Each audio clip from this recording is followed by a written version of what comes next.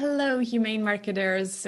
Sarah Znakrocha here. Welcome to another episode of the Humane Marketing Podcast, a place to be for the generation of marketers who cares. This is the show where we talk about marketing your business in a way that feels good to you, is aligned with your values, and also resonates more with your conscious customers because it's not pushy, ethical, and also beautiful. So if you're a regular here, you know that I'm organizing the conversations around the 7 Ps of humane marketing. And if you're new here and this is your first time, welcome. I'm so excited you're here. You may want to download your one-page marketing plan with the 7 Ps of humane marketing in the form of a mandala at humane.marketing/one page, the number one and page. So again, humane.marketing/one page. And with that, with no further ado, let's dive into today's conversation.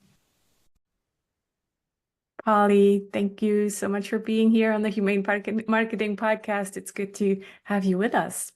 I'm so honored to be here. I'm really looking forward to the conversation we're going to have. Thank you so much. Me too. Yeah, we've been in touch on LinkedIn and kind of seen each other's worlds, right? Yeah. And then I came across this, not a meditation, but it was on Insight Timer, a short talk that you posted there about conscious business and just how you approach business. And I'm like, now it's time, I have to have her on the podcast. Yeah. So delighted to have you here. So we're Delighted going to to be be here. talking about conscious business, nature-aligned business, kind of like all the things that you love to talk about. And I think that really clearly comes across. It's like, wow, she's passionate about this, right? So I am. yeah.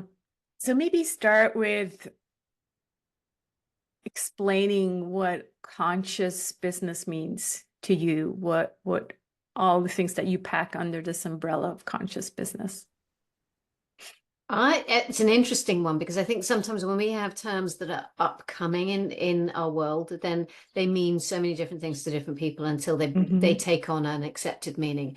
So for me, conscious business is really about understanding how we are consciously creating our businesses, how we're consciously contributing through our businesses.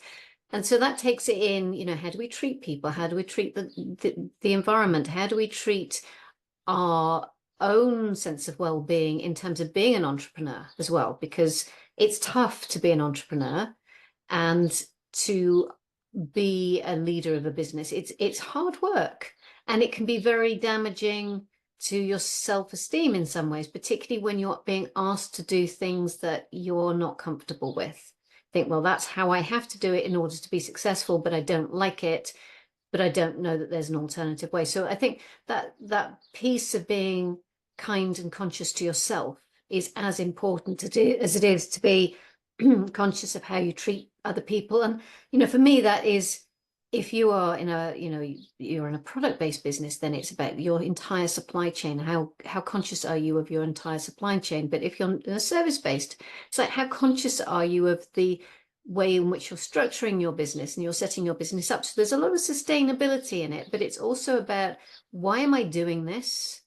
Why have I started my business? So that's what I really focus on, is helping people understand why they've started their business.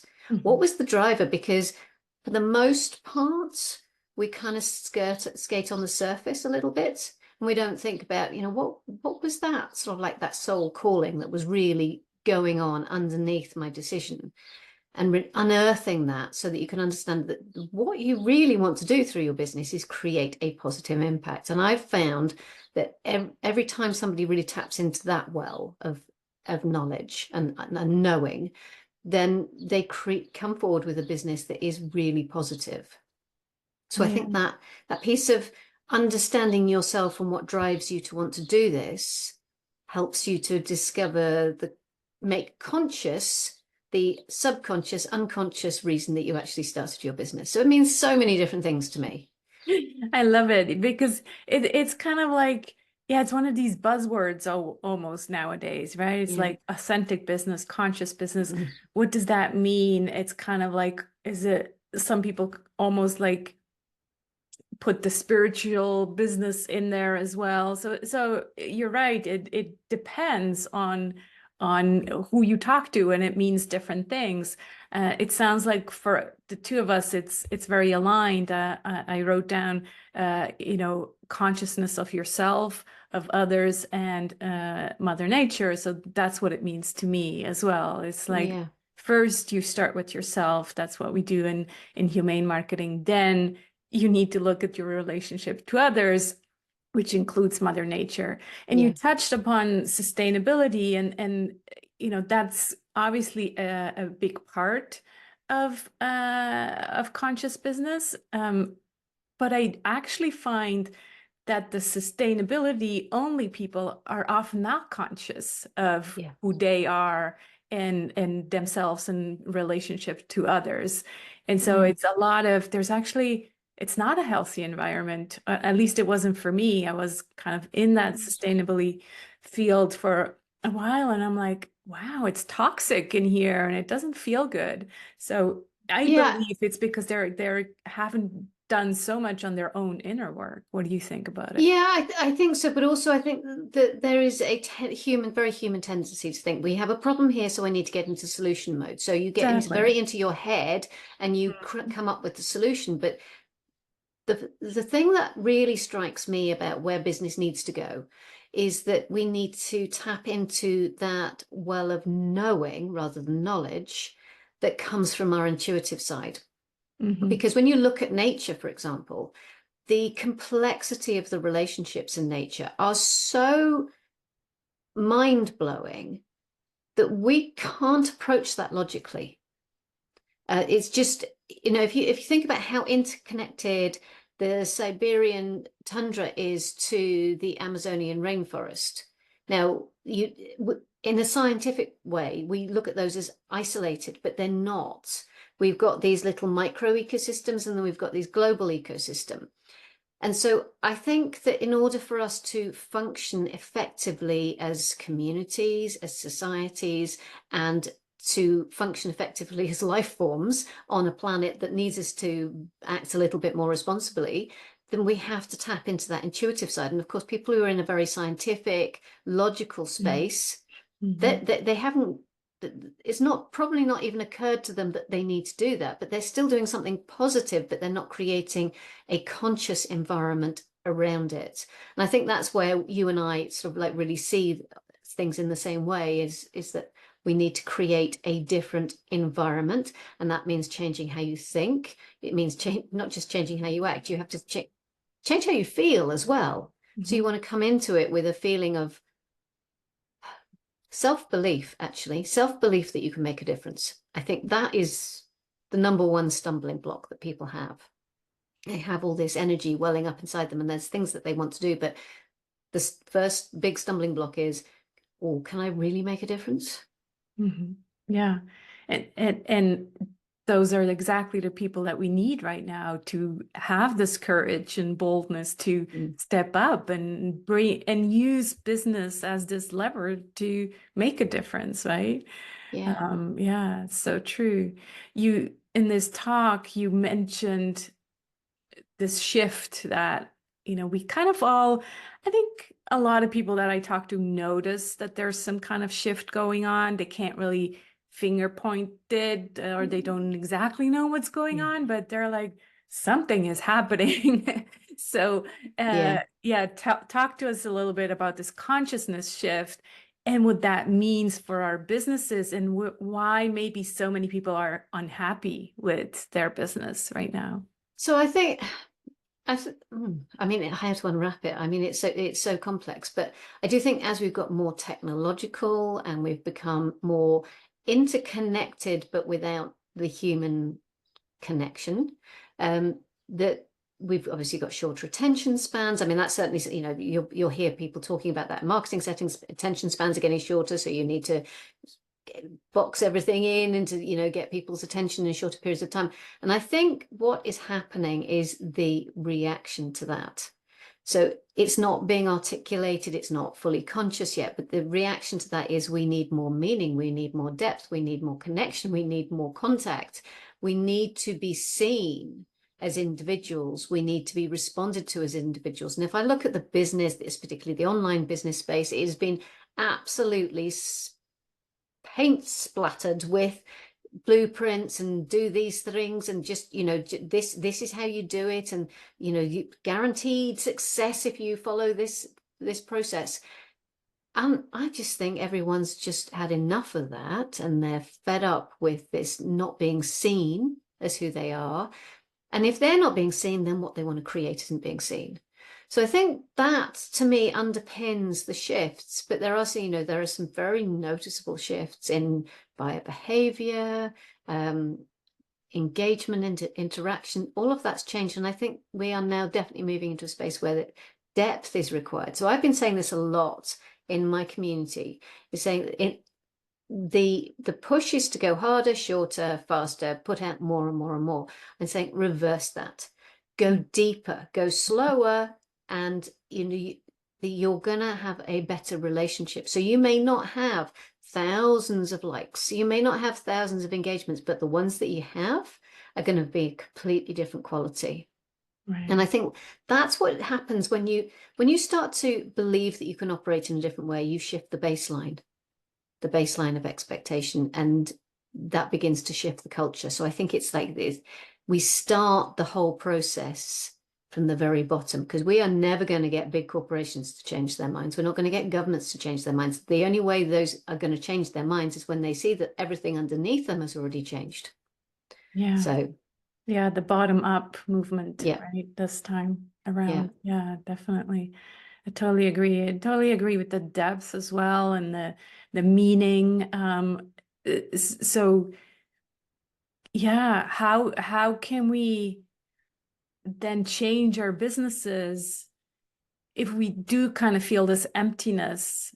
How do we change our businesses towards more meaning, towards, you know, more of these human interactions? Take us there.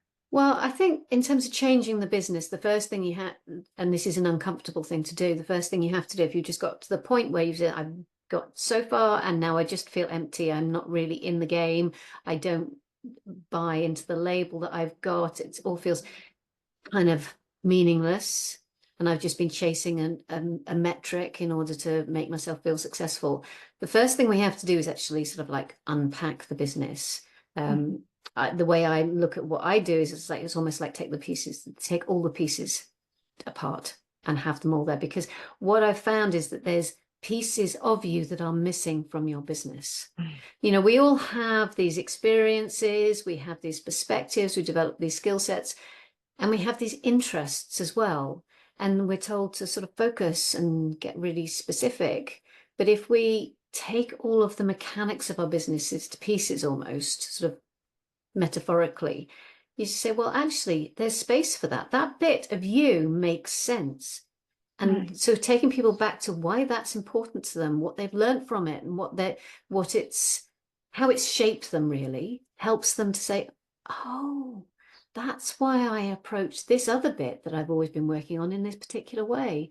So I've worked with a lot of people who've just, they've reached a very high level in their industry, and they've just gone, no, I can't do it anymore. Right. And they want to burn their businesses down at that point. And it's like, you don't need to burn it down, because everything that you've learned is valid moving forward. You might not use it in the same way, but it shaped you in some way. And I think that's one of the ways that we start. And the other thing is, I think it is really important to reflect on how your business is functioning within your community, functioning within the business community as a wider thing. So it's interesting, I've listened to a few talks and sort of like roundtables on the shifts that are happening recently. And what I found really interesting from some of the big names, that we're talking sort of like, you know, quite established, large revenue businesses, that they're talking about, unraveling it a lot. They've got these big teams, everything's automated, and they go, I need to unravel it. I need to actually start talking to people and making space to have those conversations. And they actually don't know how to do that. Right. The beauty of it is, if you're a bit smaller, is that you can, and you haven't got a large team and you haven't got a load of mechanics that you need to sort of like account for and pay for, then you can actually start to do that through your philosophy, through your ethos. So that's one of the things I really work a lot with people on, is their value system. Yeah. Because if you've got your value system, it changes how you approach the whole creative process in business. And then you start to say, well, actually, I can create anything I want to. I don't have to follow the model. And that, I think, you know, coming back to self-belief being one of the first stumbling blocks, the second one is, can I really do things completely differently? Yeah, you can. You can.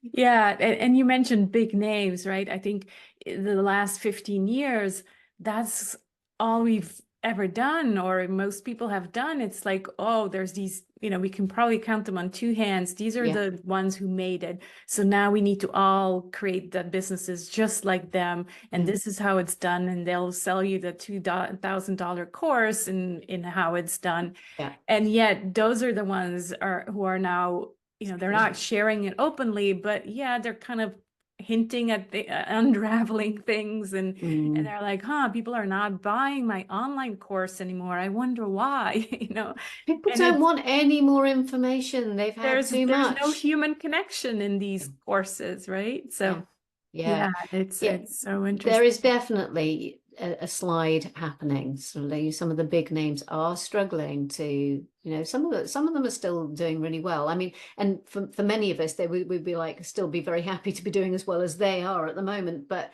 of course, but they also have much higher overhead. Oh yes, I mean, you know, they have a lot of spendings, and so they're now struggling with, you know, and I think a very light, agile business is important now, because you're more responsive. Much freer. If you can bootstrap a solution to something, then bootstrap it. Why get yourself anchored into spending hundreds, maybe thousands of pounds or euros or dollars a year to have systems there that you don't actually need to have? Right. Yeah, exactly. So, you know, I mean, it really depends on what you want for your business. And I do think, I was thinking about this morning, again, is like this constant sort of like, you must hit 6 figures, you must hit 7 figures, you know, multi 7 figures or whatever. Right. And you just go, it's a nonsense statement, because if you take somebody hitting 6 figures in Australian dollars, they're earning significantly different to somebody hitting 6 figures in US dollars. And for us in the UK, it means doing twice what somebody in Australia is doing to get that. So it's a complete nonsense, but also takes no account of cost of living in different countries. And so the benchmarks that we have, it's like, why do we have them? They mean nothing. Right. It's so important to say, this is my business, this is what's important to me. And you'll never be able to do that unless you actually stop and say, who am I? What am I here to do? And who do I want to help? Exactly. 3 very simple questions. How do I define success if it's not the money part anymore, right? What is success for me? What does my life, what I want my life to look like? How do I want to spend my days, my weeks? You know, what kind of metrics can I find that are not money related? It's interesting, isn't it? Because so many people talk about, oh, let me show you how to get to your first 5-figure week or whatever. And that's all they talk about. And yet, if you ask a question to people about what does success mean to you, they won't say it's about money. No. Like 1 in 100 will say it's money. Most will say it's about me feeling that I can express myself. It's feeling fulfilled, feeling like I'm making an impact, feeling like I'm helping people. So if that's what really matters to people, why are we still selling them ways to make money? Why aren't we selling them ways to find themselves and express themselves and feel happy? Yeah. And traditionally also, people who have more money have less time, which also feels like a really silly thing to strive for. It's like, well, what if I don't even have time to spend that money anymore? It's like, what's the point? It's What like really is that the that point? story of the fisherman on the beach with the Yeah. executive. You've ever seen that one? It's just Yeah. like classic. It's like go all the way around in a circle. It's like, well, yeah, and I'm here exactly where I need to be without a fleet of fishing boats. Exactly. Yeah, I tell the same story with an olive tree grove keeper in Sicily in the Marketing Like for Human book. So same idea, just with Yeah, olive trees, right? yeah, So yeah, yeah, I totally agree with all of that. Let's go and I just imagined what I want my life to look like, and immediately what came to mind is, well, nature outside. I want to be more outside. yeah, So let's head a little bit in that direction, because that's also something you talk about, is how to align your business with nature. So what do you work yeah. on with clients there? Well, it's an interesting one because I don't think I'll ever feel that I've got a full understanding of what I'm doing. And I've got okay with that, but because I'm always going to learn a little bit more. But it's really about sort of like learning who we are in nature, learning how nature works, not to mimic it, but to remember that we are nature and therefore that we operate according to natural principles. There are no business principles that, in the mainstream that are natural. They are all so completely imposed, and nature never thrives when you impose something on it. It always needs to come from within. So I think that's another thing. It's like bringing that process of coming from within. So I love sending my clients out into nature with their business questions, because if Mm. you just want to sit in a quiet space with the thing that is bothering you the most, and then just look around a bit, see what solutions nature comes up with, you just go, okay, yeah, there's different ways of doing it. So it can be as simple as that, but also thinking about, how do, like, in my membership, we're coming into a new season. We're going to be working on the voice and working with nature. So we're going to be working with the bullfinch, which is one of the finches, and they're renowned for their songs. And but if you think about bird song, birds have functional calls and they have aesthetic calls. Mhm. They and we think of the voice as being something functional, or we think of the voice as being something aesthetic, but there are two sides to that. So it's like learning lessons as simple as that, but what's the aesthetic of your voice? What's the function of your voice? How do you balance function and aesthetic? Because you can't mistake two different birds. Well, you probably can, but the bird calls, something as simple as that is profoundly influential in terms of how you think about it. And that's where I'm playing at the moment. But I do have this belief that businesses can become part of the ecosystem. So at the moment, we have this sustainability sort of like, I need to mitigate the impact of my business on the environment. I believe that it's possible, and I don't know how yet, but I believe it's possible for businesses to become part of the ecosystem. But I do know that it comes back to who you are and Mm. remembering your nature and remembering how to work with nature at an individual level in order that makes that possible, if that makes Mm. sense. Yeah. And that's part of the knowing piece, knowing that that's possible, but also appreciating that I have absolutely no idea what that looks like yet. You sort of get little glimpses of it, but I have a client who makes Bach flower essences, and their space around where they make them, and it's not a factory, it's a very small unit, but the space around them is managed in a very particular way where it feels like the entire manufacturing and office space is part of that. Mhm. So there's sort of like hints at that, but I have an online business. What does that mean for me? Mhm. And it means, how do I bring nature into my business? How do I contribute to nature through my business? And that's not, I do think that sort of like philanthropy and things like that, I'm not dissing it in any way, but I think that's a fix for where it's sort of a compensation, whereas we can be contributing in a very conscious way. But we have to know. I love your questioning, because clearly if you would just say, well, here are the 7 steps, I would probably go, yeah, I don't know about that. So it's, again, I think everyone has to find out in a way for themselves, but they have to be open to receiving the message.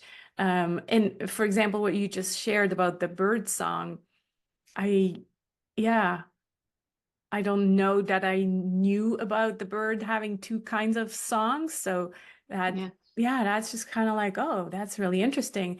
And then what I thought of is like what I share about in my marketing, like We're Human program, we look at the marketing techniques that are unique for each individual, right? Yeah. And so some people will, and we also look at the human design a little bit. And so some people will want to use their voice because maybe other people have told them you have a nice voice, or, it's like you have this soothing voice or whatever. Like they just know that they want to use their voice.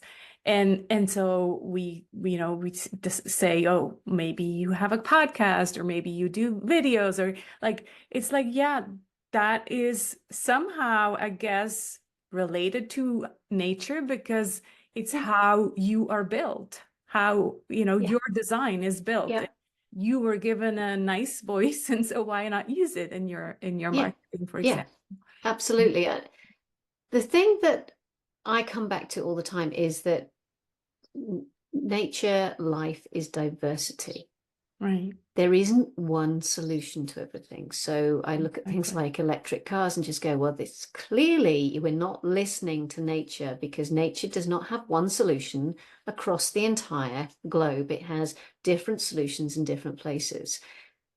And that, to me, is a massive lesson for business. That says that we need diversity in the business place. If we're going to see people as individuals and respond to people as individuals, then we need diversity in our businesses, diverse business models, diverse focuses, diverse niches, whatever. So we need to remember, and I think that's what we go to is nature to learn that, is to remember how to be creative. Right. I mean, we are on a rock floating in space that producing the most extraordinary diversity of life.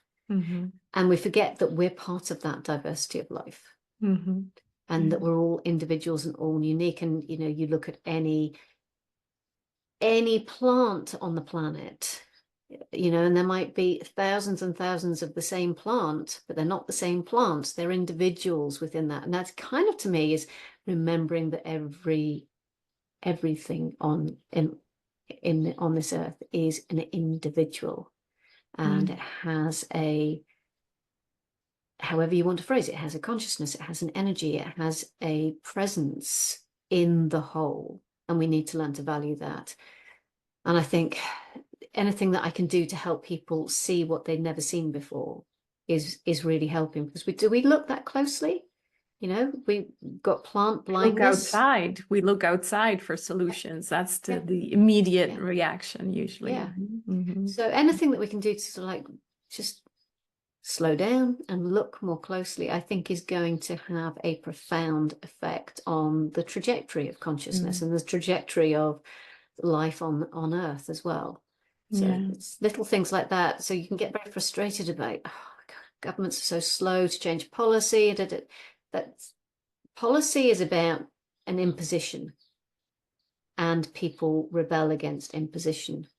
If it comes from within, if it's coming from a genuine place of this is me and this is what I want to do, then it becomes something that people want to do, and it changes culture, it changes society from the inside out, and then everything else has to follow suit. Otherwise it's completely out of step. And so we have huge power. We have so much power. Really do. And I just I know you are of the same opinion, because you have your community as well. So it's not that we're saying you need to be individual and not be in community, right? Because you're just your own lone wolf. That's not what we're saying.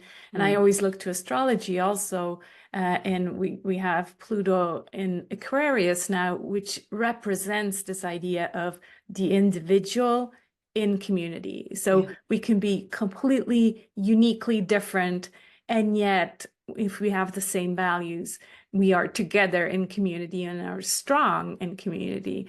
Because it doesn't mean that we're uniquely different, that we can't find things in common and that we can't create things, co-create things in common. And that's the beauty of these communities, is that because the old way was kind of like top down, everybody needs to be the same to be in this six-figure club, you know? And now it's like, no, everybody can be completely their own unique design, and yet we have a common worldview. And that's really the beauty of the times. And if you do spend any time looking in nature, you'll see that it's collaborative. It's structured on collaboration. You have to look to see that, and I think people are beginning to look more. Literally, if you look at I need to find a way to produce this as a video so that it's visual. But if you take a stone, perfectly, or sphere or whatever, it's perfectly rounded. If you place 12 people around that, each one of those has got a completely different perspective on the same thing.